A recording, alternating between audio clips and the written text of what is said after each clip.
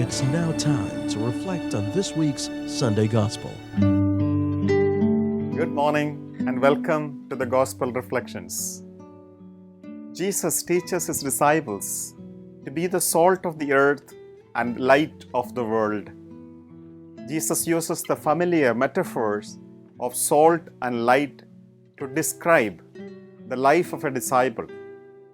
Jesus' call to be salt for the earth and light for the world powerfully states our mission as church and as Christians. Our commitment to social justice flows from the exhortation that Jesus gives us in today's gospel.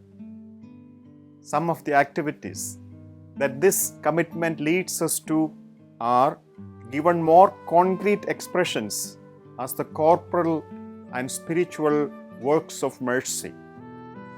When we feed the hungry, clothe the naked, console those who mourn, and so on, we show ourselves to be the salt of the earth and light of the world. Salt is also a symbol of God's activity in a person's life. This is because it dissolves, preserves, and aids in healing. That is how God becomes active in our lives. So when Christ calls us salt, he reminds us or he wants us to make a difference in the world. We have a responsibility to preserve our world from moral, spiritual, and physical or environmental decay.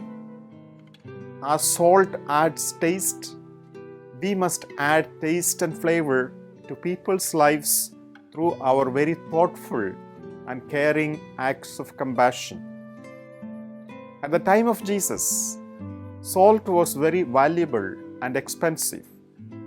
Roman soldiers were often paid with blocks of salt which they then traded.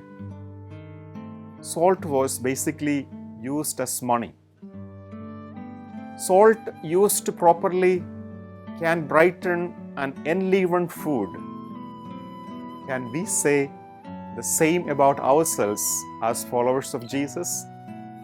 Do I make a difference to those around me through what I say, what I do, and how I live my daily life? Am I worthy of responding to God's call to be a salt of the earth? Again, Christ calls us light. You are the light of the world. In fact, he gives us a command.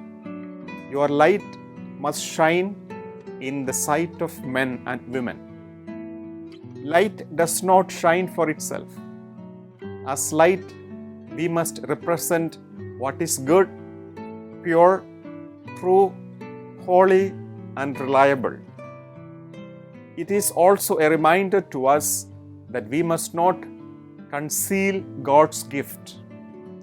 Since charity begins at home, so we must first be light and salt in our homes and communities, and thereby our world must feel the positive effects of our life as light. We now share the responsibility with Jesus of being people of light who shine brightly in and for the world. When Nelson Mandela became President of South Africa, he quoted a poem written by Marianne Williamson.